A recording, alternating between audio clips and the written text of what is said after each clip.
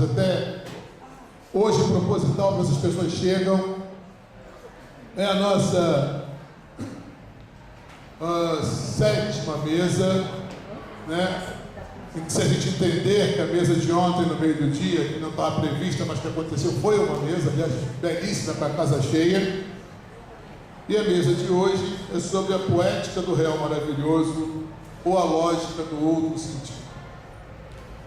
Eu vou inverter a ordem hoje na hora de chamar. Vou começar pela professora Jurema de Oliveira, que vai moderar a mesa, que é nossa colega do GT Ampol, vertente do histórico ficcional, que é nossa colega antiga de várias outras empresas, e que eu tenho certeza ela vai pegar o microfone e vai até divulgar as coisas que ela anda fazendo, que ela está querendo um monte de gente atrás dela.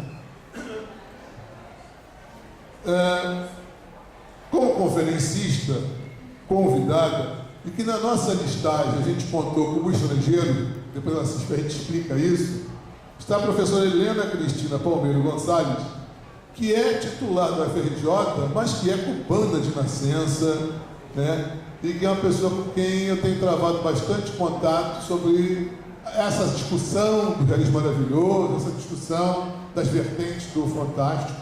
Professora Helena.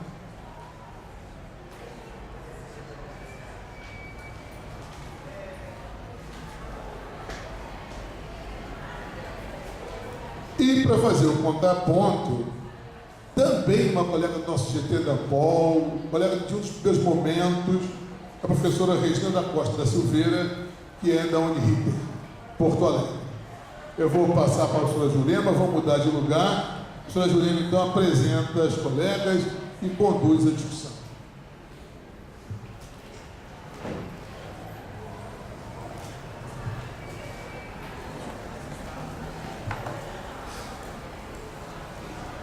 Bom dia a todas e a todos.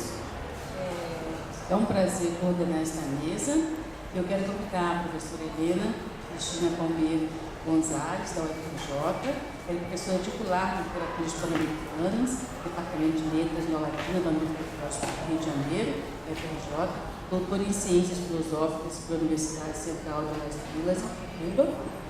Pós-doutora em Literatura Latino-Americana pela Universidade de Paris, Sorbonne, em 2007, coordenadora do GT da Ampol, Relações Literárias Interamericanas, integrante do grupo de pesquisa Questões de Hibridação Literária nas Américas, bolsista de produtividade de pesquisa MPQ, atua nas linhas de pesquisa de literatura comparada, da história da literatura, com ênfase na literatura cubana, latino-americana e nas relações literárias interamericanas.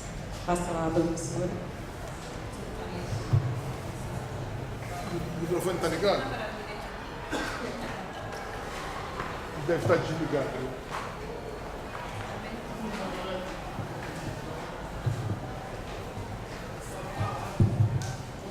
Bom dia. Bom dia. Eu queria primeiramente agradecer o convite do colega da UERJ e especialmente o convite do meu colega Flávio para estar aqui com vocês na manhã de hoje. Eu sei que está sendo um congresso excelente, então para mim é um privilégio poder falar aqui hoje. Eu preparei um texto que vou ler e, não sei, na medida que ler, quizás faça algum comentário, mas prefiro ler para respeitar o tempo, enfim. E depois, com certeza, não sei como é a dinâmica do congresso, mas existirá um momento de conversa, não? Chamei no texto a poética do real maravilhoso ou a lógica do outro sentido, utilizando, como todos sabem, essa ideia de Marchand do outro sentido no pensamento carpenteriano do real maravilhoso. E gostei de utilizar um epígrafe de um texto de Murilo Mendes que de alguma maneira ilumina a maneira que eu estou pensando no assunto, e por isso vou ler. Não se trata de ser ou não ser, trata-se de ser e não ser. Sabemos que o insólito como categoria da ficção está presente em gêneros literários de longa tradição, como o maravilhoso, o fantástico, o sobrenatural, o estranho, o absurdo ou o real maravilhoso. Referido a eventos ficcionais extraordinários ou sobrenaturais, O insólito funciona como eixo asociativo desse conjunto de gêneros que habitualmente relacionamos com a ficção não realista. De fato, Carlos Rey considera o insólito como uma macroestrutura sistêmica integradora dessas variadas formas genéricas que funcionam em oposição ao sistema real naturalista. E Felipe Furtado fala de discursos do metaempírico para se referir a esses gêneros caracterizados pela ilusão do insólito. Nas notas que seguem, indagam na singularidade de uma das manifestações do insólito, o discurso real maravilhoso. Apresentarei as bases teóricas fundamentais da poética formulada por Alejo Carpentier, considerando com Ile Marchand que corresponde a Carpentier, no âmbito latino-americano, e cito, a primazia na formulação dessa poética da não contradição e da identificação dentro da ratio moderna da lógica do outro sentido que marca nossa experiência cultural. Discuto a maneira em que essa poética foi assimilada pela crítica e pela historiografia literária latino-americana do século XX e, finalmente, me detenho em alguns pressupostos teóricos que permitiriam atualizar a discussão em torno ao Real Maravilhoso no âmbito da crítica e da teoria literária hispano-americana contemporânea. Como argumenta Ciampi, o realismo maravilhoso representa, no âmbito da terceira etapa da modernidade literária na América Latina, e cito, a adquisição plena de uma poética autenticamente americana, radicada na consciência da narratividade como dever histórico de contínua simbiose entre o moderno e o arcaico, a história e o mitologismo. Deve-se a Carpentier a elaboração teórica dessa poética, assim como sua execução de um projeto narrativo.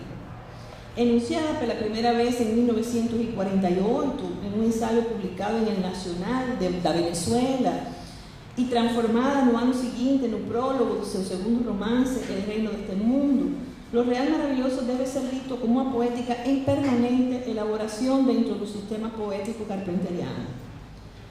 Como se sabe, essa formulação de 1949 foi ampliada posteriormente no ensaio de Lo Real Maravilloso Americano, que ficou integrado no livro Tientos y Diferencias, de 1964. Inclusive, é esse momento em que a crítica literária latino-americana atende com mais interesse essa poética e seus vínculos com a literatura que se produzia nesse momento, e reaparece na conferência Lo Barroco e Lo Real Maravilloso, proferida no Ateneo de Caracas, em 22 de maio de 75, incluída em 1980 no livro Razão de Ser.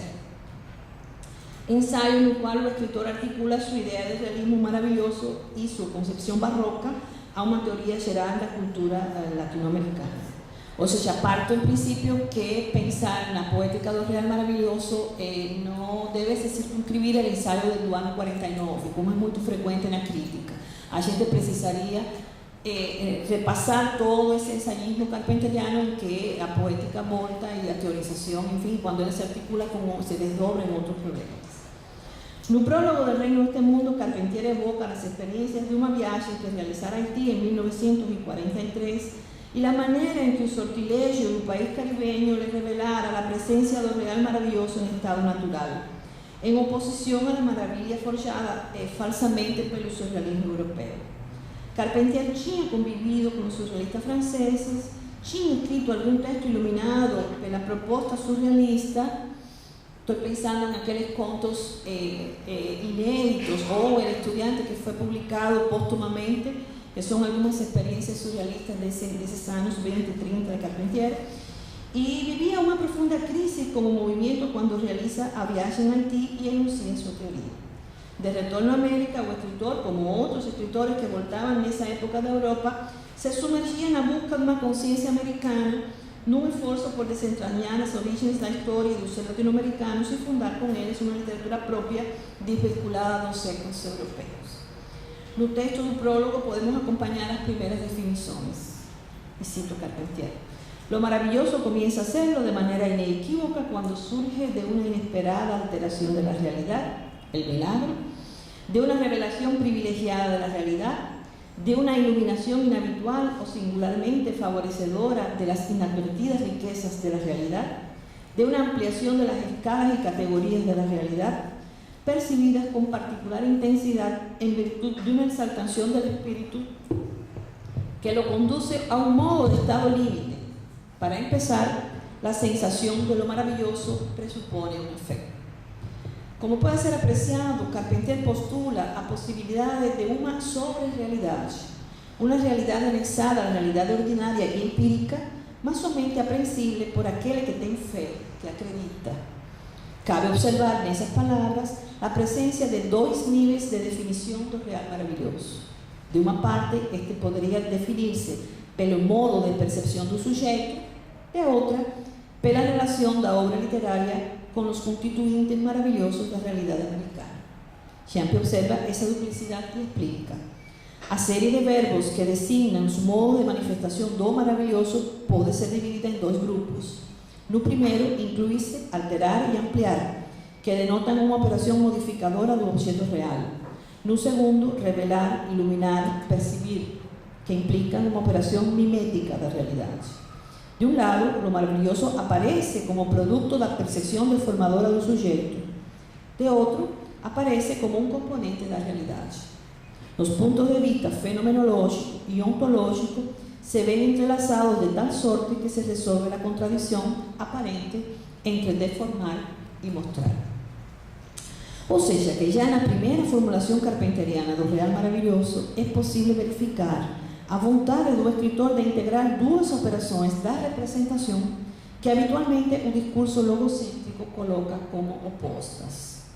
Também duas maneiras de percepção e apreensão do mundo que na crítica habitualmente dissocia, a percepção fenomenológica e a dimensão ontológica.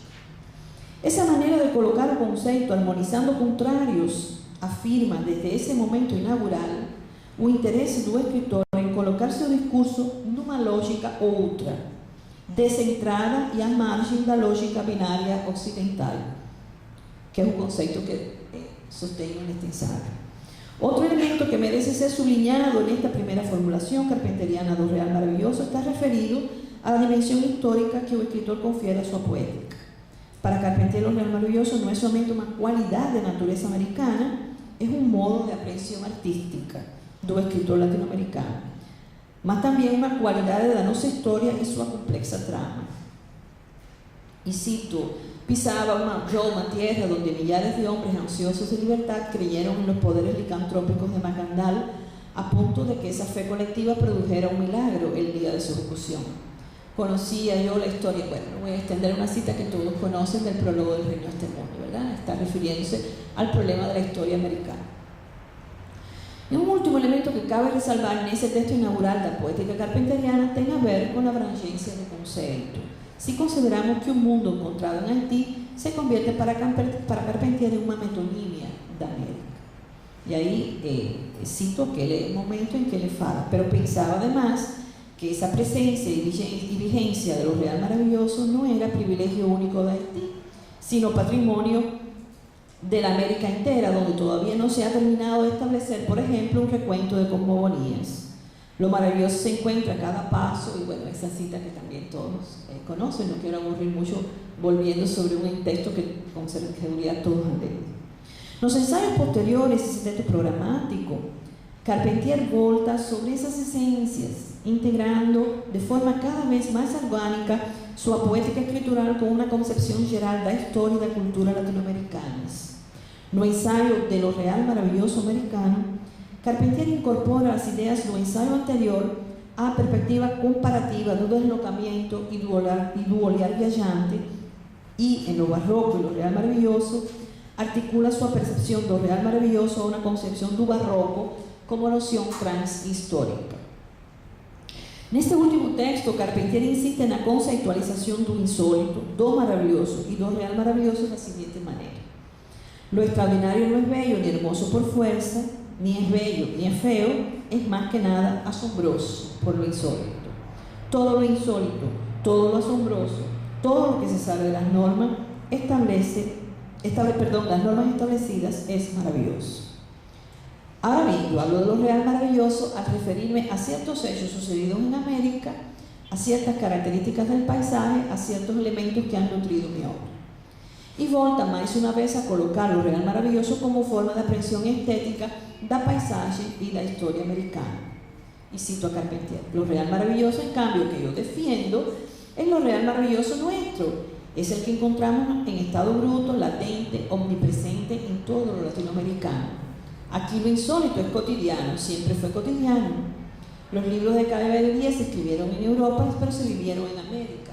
Bueno, por ahí continúa él fundamentando a través de una serie de ejemplos cómo lo maravilloso es realmente cotidiano en América. Mas a noção de realismo maravilhoso tem uma trajetória na crítica literária latino-americana do século XX que convém aqui lembrar. Uma trajetória que em certos momentos de seu desenvolvimento não poderia se dissociar de outro conceito polêmico e às vezes visto como um conceito esvaziado de fundamento teórico, mas de presença sistemática na crítica literária latino-americana. Refiero-me, como todos sabem, ao realismo mágico. Ou seja, esvaziado de significado, mas permanentemente presente na crítica latino-americana. Então, existe uma coisa interessante aí para ver. Realismo mágico e realismo maravilhoso são conceitos que afloram, a meu ver, em 5 momentos fundamentais da crítica literária e artística do século XX. O primeiro momento é europeu e se corresponde com a época das vanguardas, quando Franz Roh introduz o conceito de realismo mágico em 1925 na crítica de arte, para falar da pintura pós-expressionista alemã e da maneira como essa pintura captava o mistério dos objetos ordinários, das coisas concretas e palpáveis, revelando o lado oculto da realidade cotidiana. É também a época em que os surrealistas do primeiro manifesto proclamavam o maravilhoso como categoria estética e até como modo de vida. Baseado na fenomenologia da percepção, a magia surge para Roh do assombro ante a percepção do objeto no seu devir e simultaneamente subtraído dele, numa operação que implica a observação minuciosa da realidade, mas para minar a familiaridade da percepção. O trabalho de Roh foi lido pelos escritores hispanoamericanos da época através da tradução publicada pela Revista de Occidente, sob o título Realismo Mágico, Pós-Expressionismo, Problemas da Pintura Europeia Reciente, um texto do ano 27. Mas, como apunta Roberto González Echeverría, sua teoria não teve grandes seguidores nesse momento do lado de cá do Atlântico. Sua influência será posterior, quando o pensamento crítico latino-americano está em fase de superação das experiências da vanguarda. Nos anos seguintes, o escritor italiano Massimo Bontempelli traslada o conceito de Roh para a crítica literária sobre o mesmo pressuposto de buscar outras dimensões da realidade, sem escapar do visível e do concreto. É esse o momento em que o conceito de realismo mágico se sistematiza e se estende na crítica literária europeia. Por outro lado, cabe destacar que em 1940, Pierre Marville, crítico de arte e teórico do surrealismo, publica seu livro Le Miroir du Maravilloso, um texto que coloca em diálogo o maravilhoso surrealista com textos da cultura antillana. Alguns deles traduzidos pelo próprio Carpentier, que era amigo de Marville. Marville conhecia a cultura das Antillas, onde ele viveu como refugiado durante a Segunda Guerra Mundial. E de alguma maneira seu texto avança pontos que em 1948 desenvolverá Carpentier. Não estou tirando o valor do texto de Carpentier, mas sempre gosto de lembrar que Marville, antes de Carpentier, já falava nesse tema do real maravilhoso nas Antillas. O segundo momento em que aflora na crítica os conceitos de realismo mágico e realismo maravilhoso é decididamente hispanoamericano. A partir de 1948, eles entram na crítica literária hispanoamericana na voz de dois escritores que tinham vivido intensamente os anos 20 e 30 na Europa, tinham recebido uma forte influência das vanguardas europeias e olhavam para a América na década de 40 já despojados de qualquer espírito mimético. Falo, por suposto, de Arturo Uslar Pietri e de Alejo Carpentier. Uslar Pietri publica um texto sobre a especificidade do conto venezuelano, no qual emprega o conceito de realismo mágico, seguindo a fórmula fenomenológica de Roh e associando-lo ao processo de desenvolvimento posterior do experimentalismo vanguardista em Latinoamérica. No mesmo ano, Carpentier lança o termo realismo maravilhoso, como falei, no jornal El Nacional de Caracas, que reformula no ano seguinte no prólogo conhecido do Reino deste Mundo, texto que se relaciona muito mais com o surrealismo francês que com a teoria do alemão. y que terminaría por convertirse en un verdadero manifiesto programático da literatura latinoamericana no meio século. O terceiro momento dessa trajetória é também hispanoamericano e se corresponde com o que eu chamo a institucionalização desses conceitos nos meios acadêmicos, fundamentalmente a través de congressos e conferências que aconteceram entre as décadas de 50 e 60, quando a crítica hispanoamericana se empenhava em buscar raízes e fundamentalmente dar fundamentos a essa coisa que estava acontecendo, que era o chamado boom hispanoamericano. O detonante foi o conhecido trabalho de Ángel Flores, Realismo Mágico en la Ficción Hispanoamericana. Originariamente foi uma conferência proferida num congresso em Nova York em 1954 e depois publicada em 1955 na revista Hispania, em Estados Unidos. Ángel Flores procura as raízes históricas do realismo mágico hispanoamericano em Cervantes, em Franz Kafka e nos modernistas europeus, oferecendo uma conceituação de realismo mágico extraordinariamente abrangente e eclética, que incluía obras de escritores como Borges ou Julio Cortázar, o exotismo dos modernistas hispanoamericanos, a maravilha das crônicas da conquista, em evidente confusão entre literatura fantástica e literatura realista maravilhosa. Curiosamente, na conferência de Flores não cita Carpentier, evidenciando-se que não existe dentro da crítica literária hispanoamericana hasta esse momento uma continuidade histórica, nem uma coesão teórica na trajetória desses conceitos.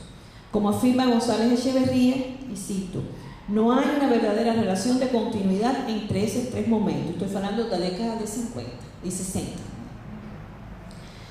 Ese tercer momento no está directamente vinculado como anterior, ya que Flores evidentemente desconoce en 1955 los pronunciamientos de Carpentier y de Eulard Pietri. Ni con el primero, ya que Flores hace caso omiso de las teorías de Roth, o tiene una relación muy lejana y de trasmano con ella, y pasa por alto o niega sin mostrar gran familiaridad con él o con el surrealismo. La continuidad o la cohesión no hay que buscarla en una secuencia histórica, pues esta no existe, sino en ciertas coordenadas de pensamiento que subyacen a toda manifestación del realismo mágico como programa para la literatura hispanoamericana o como intento de explicar la literatura no realista en Hispanoamérica. Solo haciendo un análisis detallado de ese denominador común en sus varias funciones podremos comprender los prolegómenos de la teoría de Carpentier. O sea, yo cuando preparaba ese texto, tentaba articular un desenvolvimiento histórico de esa noción, de ese concepto, da década de 20 a hoy, y verifico que até la década de 50 era difícil encontrar una continuidad histórica, na verdade.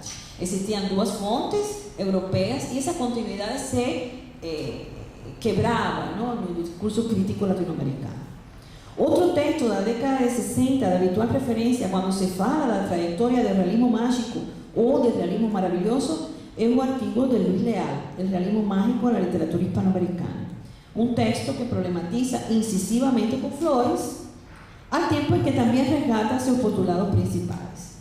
Con extraordinaria agudeza, y Le Marchand Pitén estudiado las limitaciones fundamentales de ese ensayo, de manera que no me voy a extender no asunto, somente apunto que ni por la especificidad de crítica ni por el uso teórico de ese texto podríamos considerar una referencia en ese proceso histórico de reflexión del Real Maravilloso. Un cuarto momento, también hispanoamericano, se perfila entre las décadas de 60 y 80 y tiene a ver con la profunda revisión crítico-teórica de esos conceptos. O sea, ya acho que cuando él realmente entra con mayor fuerza en la crítica literaria latinoamericana es cuando él entra como revisión crítica. Ese trabajo también acontece en un ámbito académico, teniendo, a mi modo de ver, algunas figuras irradiadoras. Referiré rápidamente un trabajo de Emil Rodríguez Monegal, Roberto González Echeverría e Le Marchand no Brasil.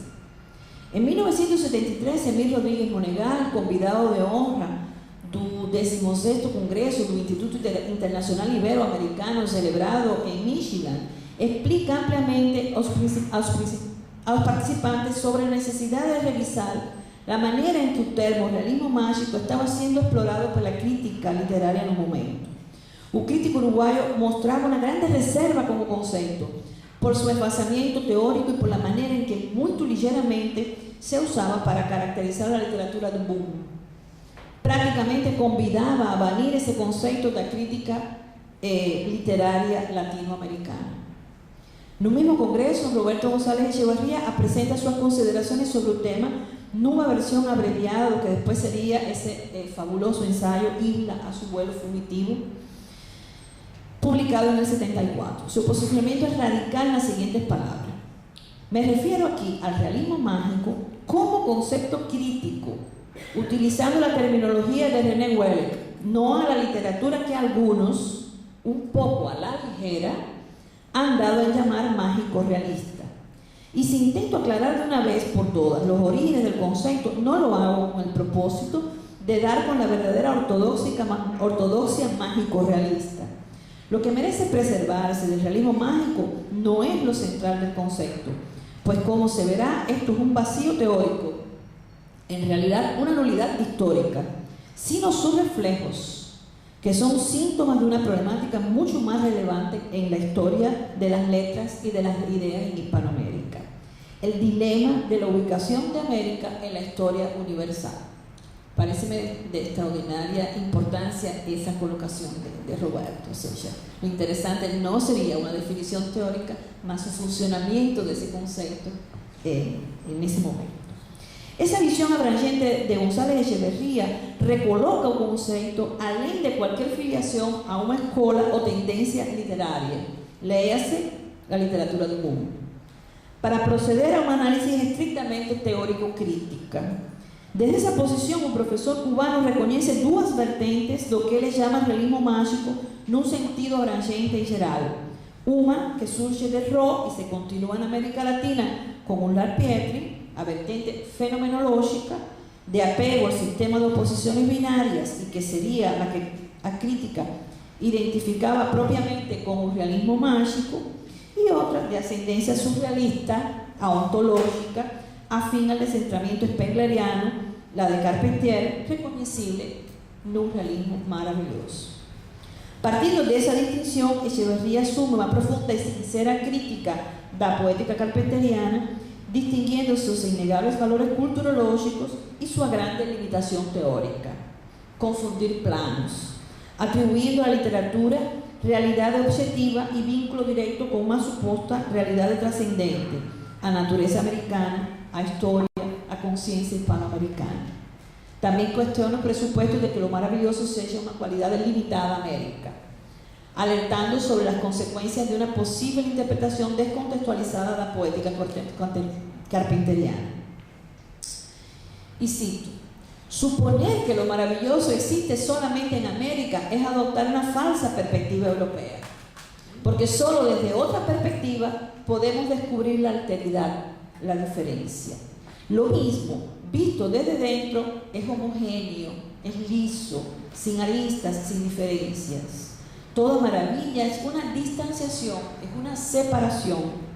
Todos los esfuerzos de la mejor intencionada crítica académica por dar nombre a un movimiento bajo el rótulo del realismo mágico caen en esa contradicción sin saberlo. La magia puede que esté en esta orilla, pero tenemos que verla desde la otra para poder verla. Estas posiciones que comenzaron a circular en los años 70 tiveram uma notável continuação na década seguinte na obra da professora brasileira Ilema Champ, quien en su conocido libro O realismo maravilloso, forma e ideologia no romance hispanoamericano considera: antes de procedernos a la discusión dos princípios que rigen o funcionamiento da narrativa realista maravillosa, convém justificar por que abdicamos da expresión realismo mágico, de uso corriente en la crítica hispanoamericana. Maravilloso es termo ya consagrado por la poética y por los estudios críticos literarios en general, y se presta a la relación estructural con otros tipos de discurso, lo fantástico, lo realista. Mágico, al contrario, es un termo tomado de otra serie cultural, y acoplarlo al realismo implicaría ora una teorización de orden fenomenológica, actitudes de un narrador, ora de orden conteurística, a magia do tema. Champ apunta para o esvaziamiento conceitual que o realismo mágico sufrió en aplicación a la producción literaria de América hispánica.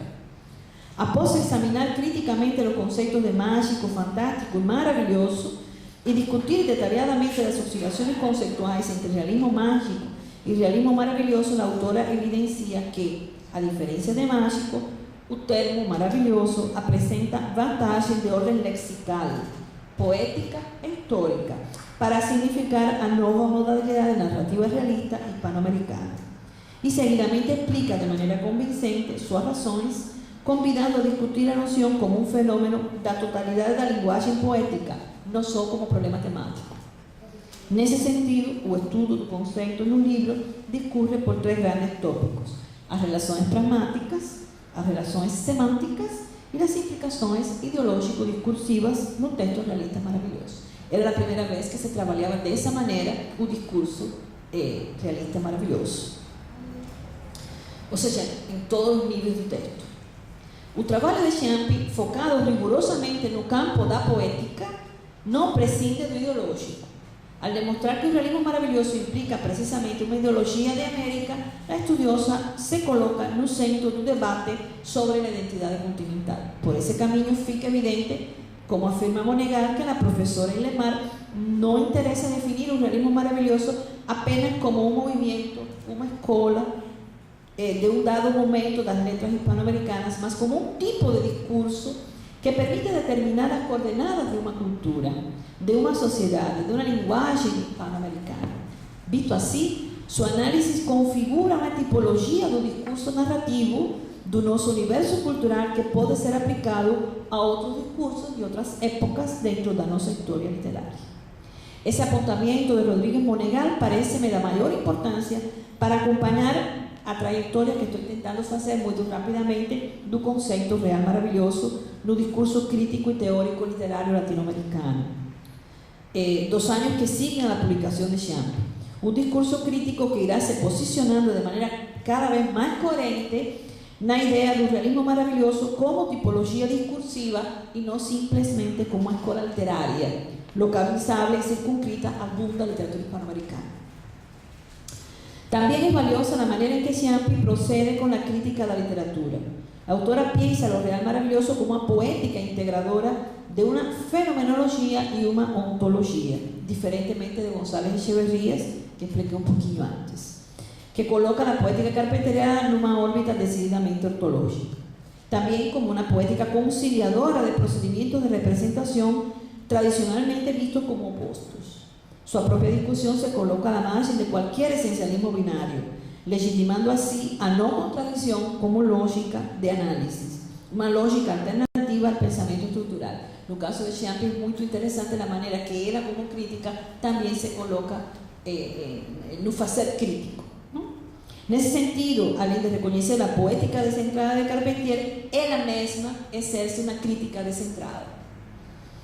Em minha opinião, é isso o que faz desse livro um ponto de giro substancial na compreensão do conceito.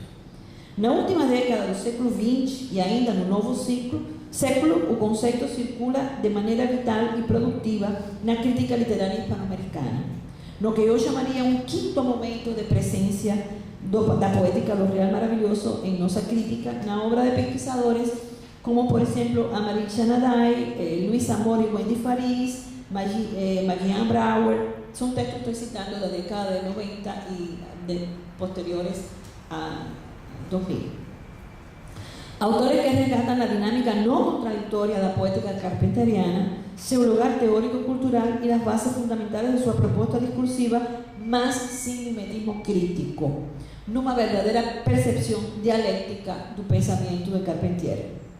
Incluiria também nesse momento fértil a crítica de outras literaturas não hispânicas que se vem desenvolvendo na contemporaneidade de literaturas fundamentalmente de periferias ou que emergieron en condiciones no canónicas dentro dos sistemas literarios de eixos no periféricos, que con desdobramientos nominais, outros referentes, variações no sistema de motivos, mas fiéis à dimensão cultural e ideológica da poética do realismo maravilhoso, dão continuidade até hoje a essas discussões. De fato, para mim foi interessante que Flávio me convidasse a falar de um tema que eu achava que já nem estava nas agendas de discussão para este evento. Llegado a este punto, me permito algunas precisiones teóricas.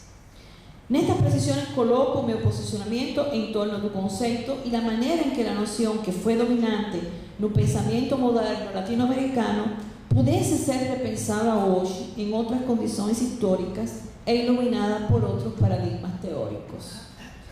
Um primeiro posicionamento teria a ver com a própria definição do realismo maravilhoso e sua abrangência. O real maravilhoso não poderia, a estas alturas do século XXI, continuar sendo de modo circunscrito como uma escola ou momento da narrativa latino-americana, geralmente associada à literatura do chamado boom. Precisaremos banir esse errático esquema historiográfico e esse falso conceito que ainda é frequente em planos de estudos e em matérias de consulta rápida, fundamentalmente na internet. Para mim foi abrumador quando preparei este texto, como o conceito de realismo maravilhoso é associado em toda essa informação da internet estritamente com o boom. Em planos de estudos universitários, encontrei, não pensei que na universidade ainda existisse essa maneira, mas também foi para mim uma surpresa.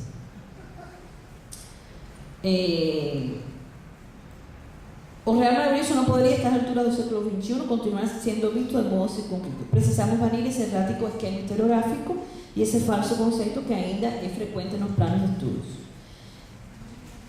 Nessa consideração está implícita uma definição do real maravilhoso como uma poética total dos textos. Perdão, ou seja, o que estou convocando na ideia anterior seria pensar o real maravilhoso fora dessa ideia de que é um conceito focal solamente localizável na década de 60 e na época do boom. Nessa consideração está implícito na definição do real maravilhoso como uma poética total dos textos, ou seja, como algo que funciona integralmente em todos os níveis da textualidade e não exclusivamente nas coordenadas temáticas das obras que associamos com ele. Ou seja, falso reconhecer uma narrativa como realista maravilhosa somente pelo tema que ela desenvolve.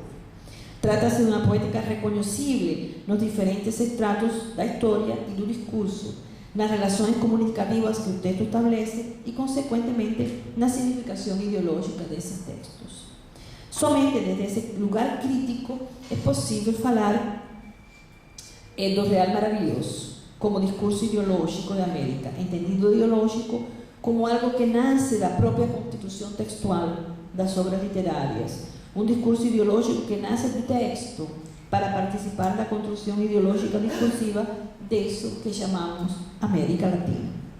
Por outra parte, reconhecer que as formas expressivas do realismo maravilhoso podem ser reconhecíveis em qualquer sistema literário cujas bases culturais sejam compatíveis com seus pressupostos, com seus componentes discursivos e suas implicações ideológicas, não como um discurso restrito ao sistema literário latino-americano. Ou seja, estou pensando o conceito como uma noção transhistórica e também como uma noção translocal. Considero relevante também insistir na natureza não binária e alternativa ao pensamento logocêntrico ocidental da poética desenvolvida por Carpentier, o que permitiria avaliar a originalidade da teoria carpenteriana no contexto moderno em que ele se enuncia.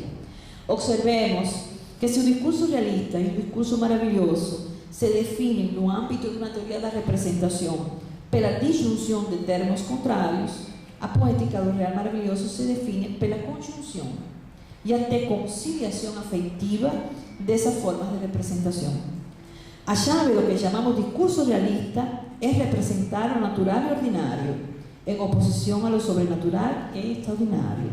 Ou seja, que um discurso é um discurso da disjunção, porque se le coloca em um dos polos da representação sacralizados pela cultura ocidental.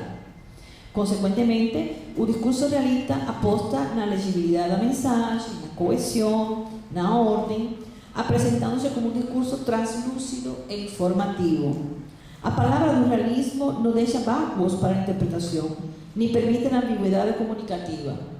Com razão, Barthes definiu o realismo como todo discurso que aceita enunciações abonadas apenas pelo referente, onde o efeito do real resulta da colusión, estou citando Roland Barthes, da colusión direta de um referente e de um significante, sendo o significado expulso do signo. No programa realista, o mundo é descritível, denominável, é unívoco. Nesse sentido, é também monológico. O texto realista privilegia a unidade do relato, evitando a ambigüedade em qualquer nível de sua estruturação. Seu objetivo é produzir efeito de verdade. Nessa pretensão de se apresentar como verdade, a escrita realista se diz transparente e a ideologia que expressa se apresenta como reveladora do mundo. Como explica Ciampi, a diégese realista bem marcada pela aliança com as leis empíricas e históricas do sistema referencial do leitor. A chave do discurso maravilhoso, contrariamente, é representar o sobrenatural, o extraordinário, oposto a lo natural e ordinário. Ele não problematiza a dicotomia entre o real e o imaginário, posto que a verossimilhança não está no centro das preocupações desse discurso. Porém, na medida em que suprime todo vínculo com nossas imagens do real, reforça as suposições natural, sobrenatural, ordinário, extraordinário. Nesse sentido, o maravilhoso também é um discurso disjuntivo. O discurso realista maravilhoso, no entanto, não é um discurso da disjunção. Se o texto realista e o texto maravilhoso legitimam um sentido, uma lógica, o primeiro por identificação, o segundo por oposição, no caso do texto realista maravilhoso, não há oposição. Ele não é oposto do mundo real, nem oposto do mundo maravilhoso. É um mundo outro, que instala outro sentido. O texto real maravilhoso garante uma convivência simétrica entre naturalha e maravilha, fórmula que socava as bases do sistema binário do pensamento ocidental. A proeza de Carpentier, a meu ver, não radica em se opor ao sentido único do mundo. Sua proeza é maior, oferecer outro sentido do mundo, outra lógica, outro sentido. A lógica do outro sentido. Um erro teórico que González Echeverría e Ciampi reconhecem na poética carpenteriana seria a não compreensão da realidade como discurso. Pensar que o intelectual latino-americano tem o dever de representar a realidade americana quando sabemos que ele somente poderia representar o discurso dessa realidade. Al dizer América, não dizemos uma realidade concreta, porque a linguagem é sempre translatícia. Na verdade, dizemos um discurso de América. Nessa ordem, uma proposta contemporânea do real maravilhoso teria que se posicionar desde uma metateoria, assumindo que a linguagem somente pode imitar a linguagem e não uma realidade extralinguística. Ou seja, ver o real maravilhoso como discurso do discurso da realidade e da história da América. À luz do que Raul Antelo vem definindo como um trabalho arquifilológico com textos latino-americanos, poderia-se repensar contemporaneamente alguns ângulos da teoria carpenteriana do real maravilhoso. Antelo propõe um método poético como dispositivo de leitura da literatura e da arte da modernidade latino-americana focado no relacional, o anacrônico e no descentrado. O objeto de estudo desse método não é exatamente a representação, mas a ideia. Pergunto-me, à luz da leitura de Antelo, se não vai sendo necessário ler a proposta relacional e descentrada do real maravilhoso carpenteriano como um modo de apreensão de uma ideia da América, ao tempo em que também em seu devenir teórico e prático como fonte de construção dessa ideia, ou seja, o próprio realismo mágico como construtor da ideia de América. Nessa construção ideológica, poderíamos reconhecer um lugar ético, considerando que no dispositivo crítico de Antelo, segundo reconhece Daniel Link, que foi quem preparou o prefácio do livro de Antelo, la imposibilidad de sostener una estética sin ética, o lo que es lo mismo, la indecibilidad de los límites entre ética y estética, todas las circunvalaciones que el dispositivo propone en relación con esas dos palabras no sirven sino para transformar el límite de lo estético en el umbral de lo ético. Nesse umbral entre lo ético y lo estético se construye un dispositivo para pensar la experiencia, pues para Antelo ser intelectual es poder pensar la experiencia. Acredito que a formulação do Real Maravilhoso Carpenteriano se articula justamente nesse umbral em que o estético é dever ético do intelectual latino-americano. E cito Antelo para fechar minha fala. Em esse sitio-guión, ni plenamente mimético, ni totalmente mágico, sino ético, se esboza un más allá del sujeto y un más allá de lo moderno. Obrigada.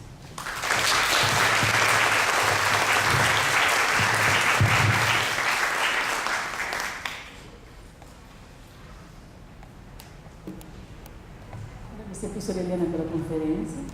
Agora eu passo a palavra à professora Regina da Costa da Silveira, é professora titular do Centro Universitário Rita dos Reis, Uniriter, uma universidade internacional, né? Doutora em Letras pela Universidade Federal do Rio Grande do Sul, atua como docente em curso de letras, graduação e pós-graduação em literatura brasileira, literaturas portuguesa e africana de língua portuguesa. Muito obrigada. Quero, antes de mais nada, agradecer por essa oportunidade, ao colega Flávio, que esteve até há pouco, saiu agora, saudar a ilustre palestrante Helena Palmero, quem conheci hoje, com certeza, a Jurema, companheira de simpósio, e saudando a todos de modo muito especial essa equipe que nos trouxe até aqui, para esses momentos, não é, tão profícuos. Quero agradecer aqui o colega Batalha e agradecendo também ao João, a Luciana, que eu sei que brilham nesse momento, porque o acontecimento, o evento está terminando e nós agora temos essa responsabilidade, então, do debate, que me é muito cara, porque o texto, ele me traz uma lembrança de Havana, né, um pontual exemplo aqui do reino desse mundo, em especial do Alev Carpentier, um texto muito caro também às minhas pesquisas. Então, louvando a organização do evento, eu louvo a plateia que no último dia se mantém. Né? Muito obrigada. Então, para Helena Palmero Gonçalves, o insólito está presente em gêneros de longa tradição, como o maravilhoso, o fantástico, o sobrenatural, o estranho, o absurdo ou o real maravilhoso, eixo associativo desse conjunto de gêneros atribuídos à ficção não realista. A professora com propriedade lembrou Carlos Reis quando aproxima o conceito de real maravilhoso ao realismo, ao naturalismo, ao neorrealismo. Na discussão, o conceito de discurso metaempírico, da autoria do autor Felipe Furtado, entra em cena para caracterizar a irrupção do insólito nesses gêneros. Na verdade, Felipe Furtado define o maravilhoso como o mundo possível, citando contradição com as leis da natureza, mas que esse mundo possível nunca discute, então, a probabilidade de uma existência objetiva, nem pretende sequer suscitar interpretações que o façam. Na sequência, Palmero evidencia a singularidade do discurso do real maravilhoso, as bases teóricas fundamentais da poética formuladas por Carpentier. Ao indagar-se sobre o insólito, a autora da palestra de hoje discorre sobre o realismo maravilhoso, caracterizado desde cedo pela lógica do outro sentido, pela poética da não contradição, seguindo o pensamento de Carpentier e de Yves Le Marchand. Para situar o realismo maravilhoso no âmbito da realidade, aparentemente estável e objetiva, conforme suas palavras, e também conforme as ideias de Davi Roas, penso que se deva recuperar aqui desse autor as três explicações do real, segundo ele. Segundo Roas, então, são três concepções que perduram até o século XVIII, quando a razão se converte na única via de compreensão do mundo, quais sejam, segundo Roas, a ciência, a religião e a superstição. Ora, até então, os fenômenos sobrenaturais, os milagres, eram extraordinários, mas não impossíveis, faziam parte da concepção do real. E justifico porque trago a citação do livro Tras los Limites do Real, uma identificação do fantástico, do professor da Universidade Autônoma de Barcelona. justo porque essa compreensão do mundo recupera pelo autor, então, via as 3 explicações do real, e recupera com efeito as 3 concepções da natureza já aludidas por Sigmund Freud, que são o animismo, dentro dela os mitos, a religião e a ciência. Essa divisão está lá em Totem e Tabu, né, no animismo e onipotência das ideias. Retomando a discussão sobre o texto, então, da poética do real maravilhoso, a lógica do outro sentido, observa-se a singularidade do discurso do real maravilhoso, as bases fundamentais da poética formulada por Carpentier, sobremaneira no prólogo de O Reino desse Mundo. O que postulou Chianti acerca do realismo maravilhoso, oportunamente lembrado por Palmero, evidencia a formulação de uma poética autenticamente americana, poética da não contradição, do não binarismo, da identificação, da fenomenologia vista como percepção, da ontologia vista como ser por Carpentier, capaz de reunir assim o que o iluminismo rechaçou, associando o insólito à crônica histórica. O sortilégio, bem lembrado em seu texto, do país caribenho, revela a presença do realismo maravilhoso, sim, em seu estado natural, presença vista aqui pela autora como oposição à maravilha forjada falsamente pelo surrealismo europeu. E lembra, com efeito, a palavra sortilégio, né, que ela significa um dote natural ou artificial que exerce fascinação, sedução, encanto.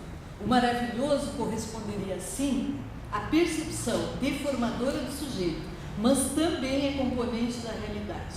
A lógica outra, citando, de um outro sentido, citando ainda a margem da lógica binária ocidental, que é dito por Carpentier e aqui reafirmado, e para que essa lógica outra se efetive, ela pressupõe o que Carpentier diz, né? Pressupõe fé.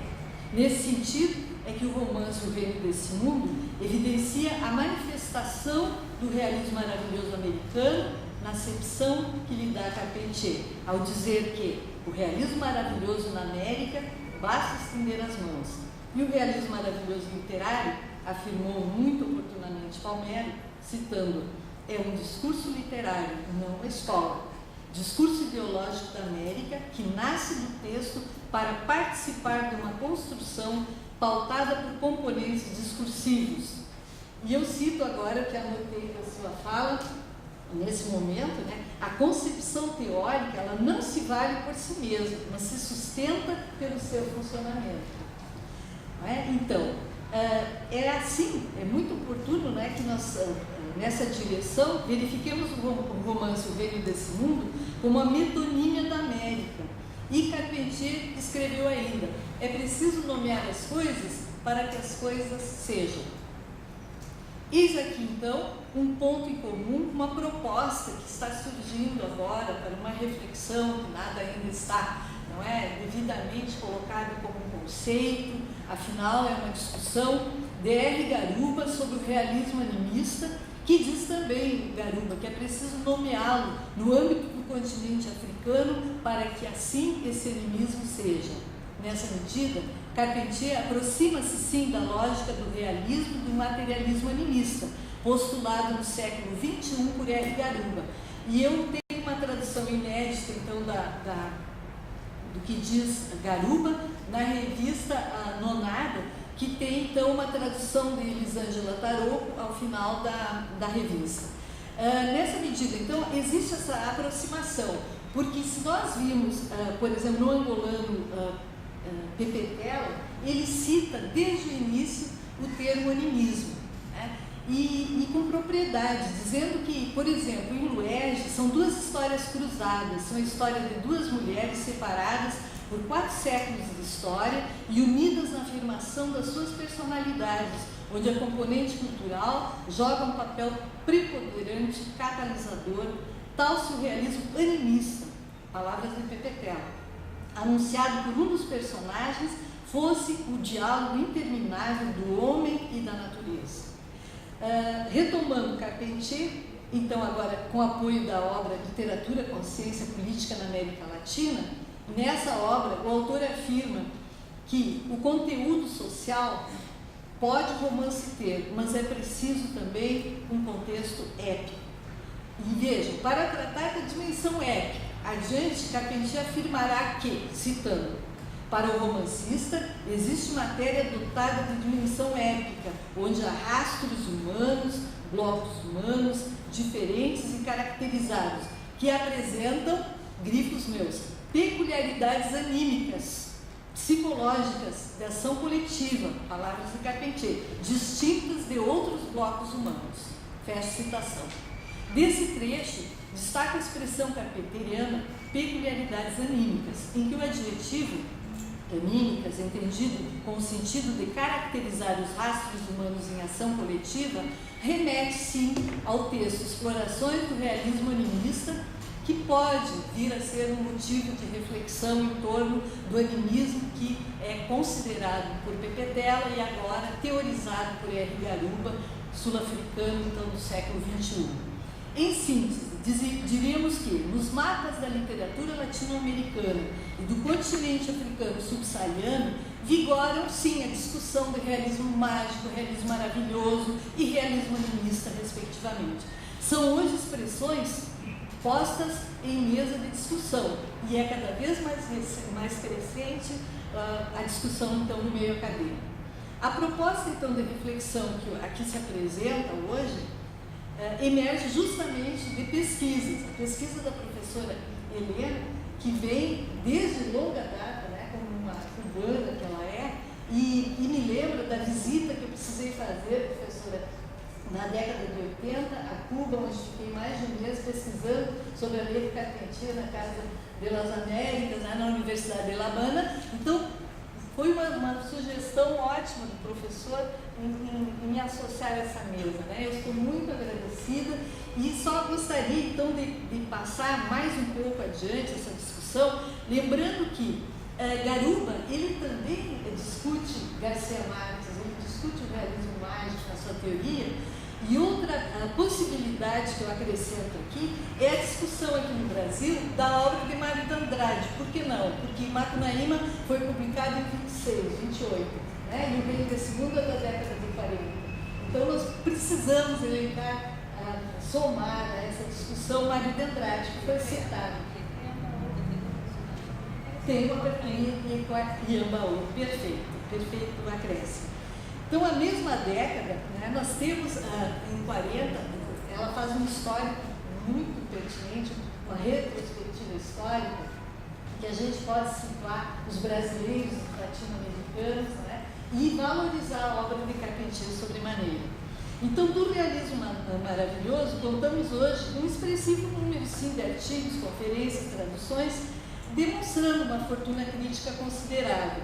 Porém, essa não dissociação, esse não binarismo, ele deve ser enfatizado como aqui hoje foi. Esse não binarismo, essa não oposição da realidade, né, versus o imaginário, me parece que ainda merece bastante o nosso olhar. Nessa medida, essa dicotomia que pautou, de certa maneira, os estilos de época, né, que se subordinaram durante muito tempo os nossos estudos literários como disciplina, vem agora aqui cerceado. Né? Nós estamos em perfeita harmonia, dizendo que o termo binarismo, por exemplo, que é tão caro ao pensamento estruturalista da década de 60, que tanto auxiliou, não pode ser encarado como um método aqui para a nossa discussão. Então, nós estamos diante, não se nega, entretanto, que o pensamento estrutural em Lévi-Strauss, Roland Barthes, o binarismo tenha sido eficaz, não está se negando. Um modo estruturante de recortar e de distribuir elementos de um conjunto, como a utilização de uma das técnicas mais eficazes desse método, com o estabelecimento também lá de oposições. Não obstante, partimos da hipótese que o binarismo não constitui método eficaz, então, para comparar os conceitos agora, que a gente está pensando em começar uma reflexão, entre o realismo maravilhoso e o realismo animista. Nessa medida, então, o que podemos ver é que, sem propor distinções nítidas, tampouco a cesura entre esses dois gêneros ou modos de pensamento, pretende-se propor, como se diz, né, a observação de uma ocorrência, de um tipo de aporia proveniente de uma tensão lógico-retórica. E nessa direção, agora sim, comparar e estabelecer sobremaneira a diferença entre termos provenientes de espaços diferentes. Um processo que passa não pela dúvida ou até mesmo pela dificuldade insolúvel, que é o que define, de modo geral, uma aporia, justo pelo motivo de não se tratar de um par oposto de conceitos. Mas é como figura retórica, no entanto, que o conceito, esse usado aqui de aporia, guarda o sentido que se verifica na aproximação entre realismo maravilhoso e realismo animista. Então, é a aporia, nesse sentido que nós aqui pensamos nela, né, uma figura retórica que ocorre via uma hesitação simulada. Hesitação, palavra tão cara Todorov.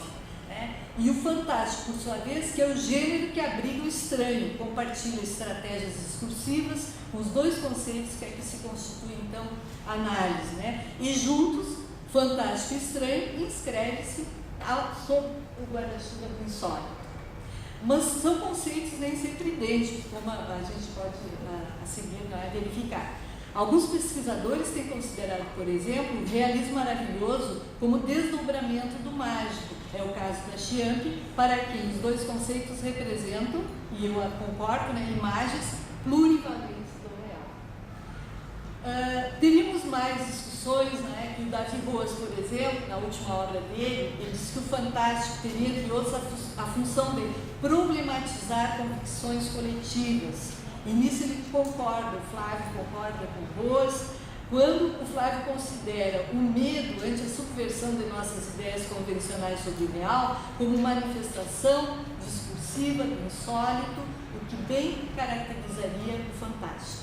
O realismo mágico, o realismo maravilhoso são vistos por Roas como formas não miméticas e, muito embora se construam em torno do insólito e compartilhem estratégias discursivas com o fantástico, o professor admite e acredita que os efeitos que esses dois realismos provocam no receptor são diferentes do efeito que é provocado pelo fantástico. Bom, o debate está instaurado, a discussão, que aqui é objeto de estudo, gira em torno do termo realismo maravilhoso, do termo insólito, do termo fantástico, do termo realismo mágico, e eu acrescentaria, quem sabe, o realismo animista. Quem sabe? E eu termino, então, agradecendo mais uma vez pela oportunidade de ler o teu texto. Obrigada.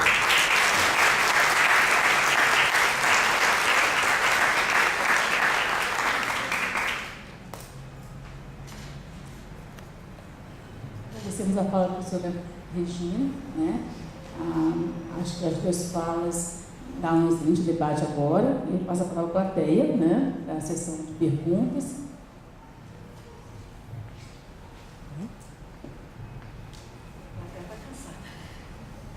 Alguém quer fazer alguma colocação, uma pergunta?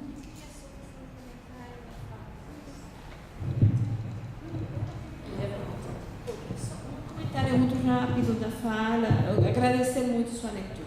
Agradeço muito mesmo. Fundamentalmente porque não conheço, ou seja, não sou uma leitora da literatura africana como você, então para mim é um universo interessante. Mas, de qualquer maneira, acho interessante, talvez, conduzir a discussão de hoje, porque estava no meu espírito quando preparei o trabalho. Tem um momento em que eu falo que toda essa discussão teórica e ideológica do realismo maravilhoso encontra no século XX e XXI caminhos em outras literaturas. Tem um momento que eu falo literatura fundamentalmente de periferia que emergiram em condições similares, ou seja, parece interessante essa conexão entre a noção do realismo maravilhoso e a poética do realismo animista. Acho que talvez isso, até observei com muita força isso, porque, como eu falo aqui, com desdobramentos nominais, com outros referentes, com variações, outros temas, outros motivos, mas a base cultural, a base biológica parece ser muito próxima. Então, Talvez eu gostaria muito, como eu sei que a plateia está cheia de alunos de literatura portuguesa, de literatura africana, de outras literaturas de língua portuguesa. Quem sabe se o debate poderia ser produtivo por aí hoje, não? Eu até tinha essa expectativa com a fala da professora, e este ambiente, não? Eu estou com uma perspectiva muito hispano-americana e pensava que o diálogo talvez fosse fluir com as literaturas de expressão portuguesa. Alguém quer fazer uma colocação, uma pergunta?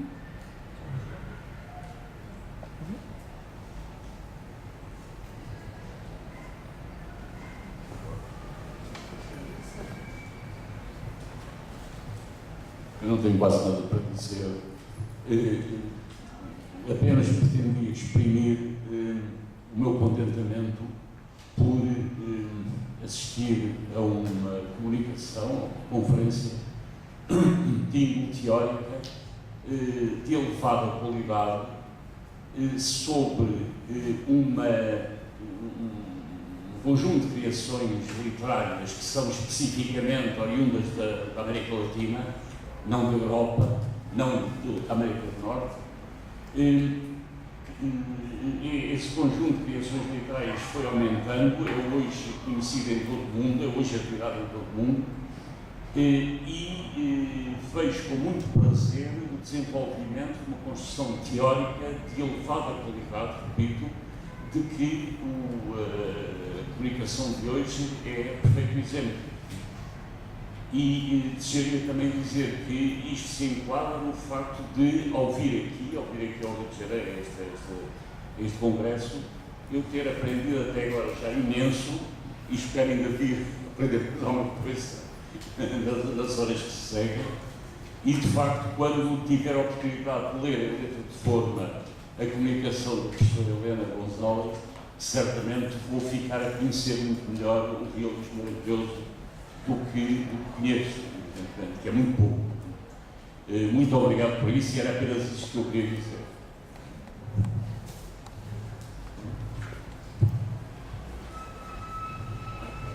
Agradecer a palavra do professor Felipe Ricardo. Mais alguém quer fazer alguma colocação? Uma pergunta?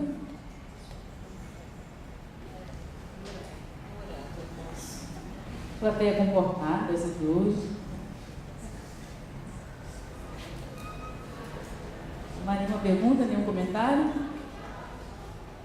Podemos encerrar a nossa mesa de hoje? Mas antes de encerrar, eu queria fazer um convite, o Flávio até comentou. Eu sou da Federal do Espírito Santo, né? Eu sou do Rio da Federal do Espírito Santo atualmente. Nós estamos organizando agora para agosto o nosso segundo congresso. É Congresso Nacional, Africanidade, Brasilidades, Cultura e Territorialidades. 4, 5 e 6 de agosto, as inscrições estão abertas para participarem dos GTs. Nós temos 4 GTs, um sobre teatro negro, né? Esse ano tem o Nascimento, um sobre teatro, um sobre literatura, um sobre educação e um sobre direitos humanos e políticas públicas. Tá? Se vocês colocarem no Google segundo SINAB, CNAB, vai aparecer, vocês podem entrar, se inscrever e divulgar para os colegas também. Tá bom? Eu quero agradecer a professora Helena pela palestra, né, a nossa colega Regina, pelo debate, né, por estabelecer um diálogo bastante profundo e bastante interessante entre a conferência, sim? E lembrar da colocação que ela fez do animismo, né, professor da África do Sul, que o texto está na revista Nonada, quem tiver interesse, né, para poder conhecer também e dialogar com o texto da professora Helena, nesse sentido, como ela até está propondo. Isso. Ele está incitando para fazer uma divulgação. Em 2009, sabem todos, o livro de Carpentier, El Reino deste Mundo, cumpria seu aniversário 40 e eu preparei uma coletânea de 12 ensaios críticos sobre a poética do Real Maravilhoso. Consegui reunir realmente 12 grandes estudiosos carpenterianos que trabalham, ou seja, especificamente na poética do Real Maravilhoso, e Le Marchand me enviou um texto, até na época, eu agradeci muito porque ele estava convalescente de um problema de saúde e ainda assim participou desse livro, Son 12 professores de diversas universidades do mundo e está sendo vendido pela editora da FURG, que é da Universidade Federal do Rio Grande. Então, eu não trouxe exemplares porque achei meio feio fazer divulgação do meu livro, mas os alunos que trabalham com literatura latino-americana, com Carpentier, com realismo maravilhoso, vão encontrar aí realmente um conjunto de textos teóricos excelentes para as suas pesquisas. Há que nombrar as coisas para que as coisas sejam. Se chama No Reino de Alejo Carpentier.